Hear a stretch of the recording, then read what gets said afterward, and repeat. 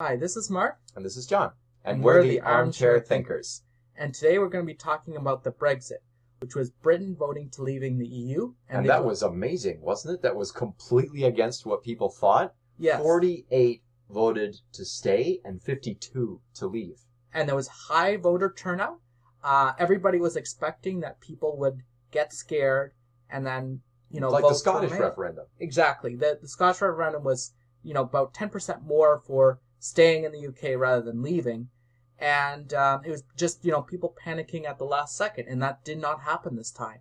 So that's what... That's amazing for a whole bunch of reasons. I mean, isn't it? It's like, not only is there a major economic effect to this that is negative, at least at first, but in spite of all of that, in spite of all the manipulation, all of the... I don't want to say manipulation because that's, maybe more on the negative side, but like, in spite of all of the pressure to vote one way, the people of Britain chose to leave the European Union.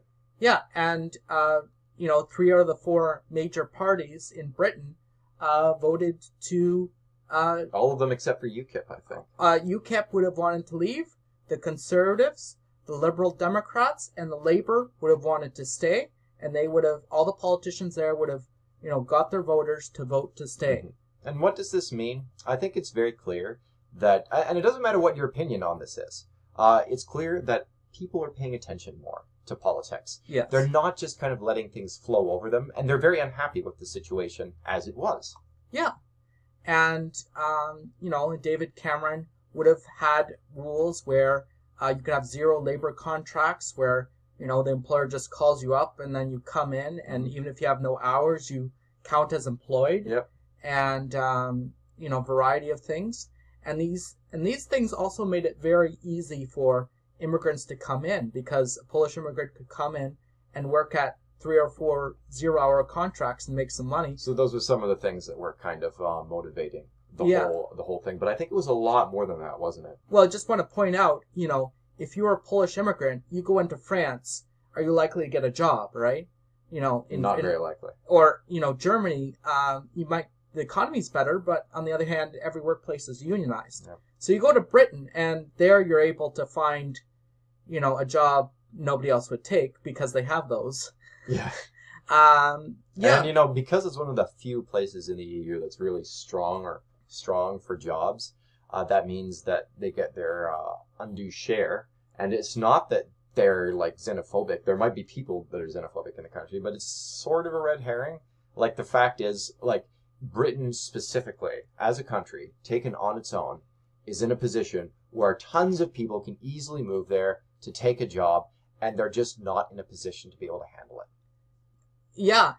In fact, at one point, they had a tax on people's bedrooms. So if you had a house and you had, so many members in your family, and you had more bedrooms in the house, right? Obviously, some were unoccupied. You paid a tax unless somebody rented out your house. So they're trying to force people to rent out their house. Mm-hmm.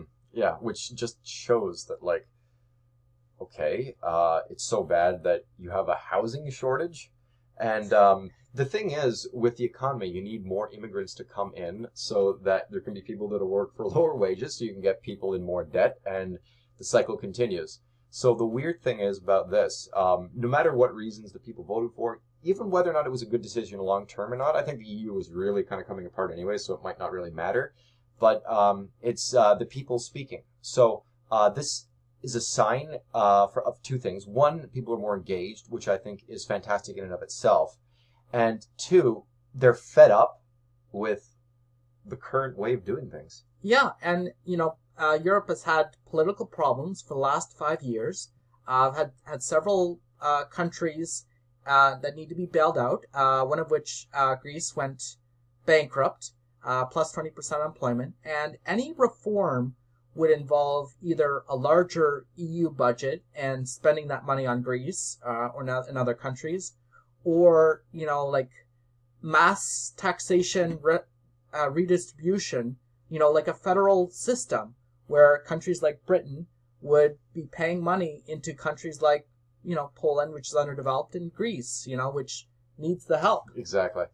And I think that the failure to respond well to the Greece situation a while back.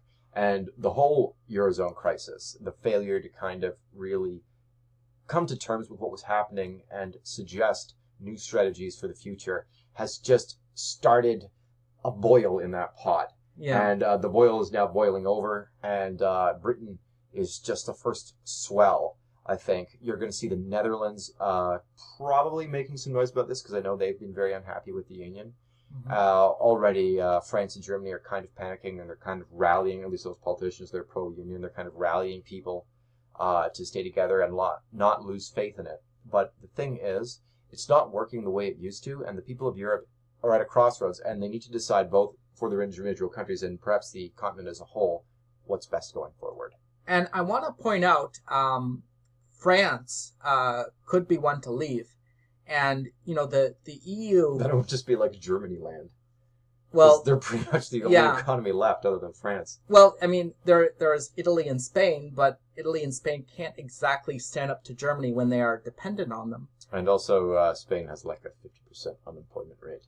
Yes, and Italy is quite high as well. Not that France is low, but they're a little bit stronger. So if France leaves, which would happen if Marine Le Pen wins the next election next year. Mm-hmm. That would be the end of it for sure, because then it would basically be Germany dominating, and that would not be allowed to happen. It's going to be very interesting to see what's in store for Europe next in the future, and also whether or not the public makes any more noise in one direction or the other before 2018, when the leaving is formalized. But it's been a fascinating vote to watch, and it definitely means changed times in some way for Europe.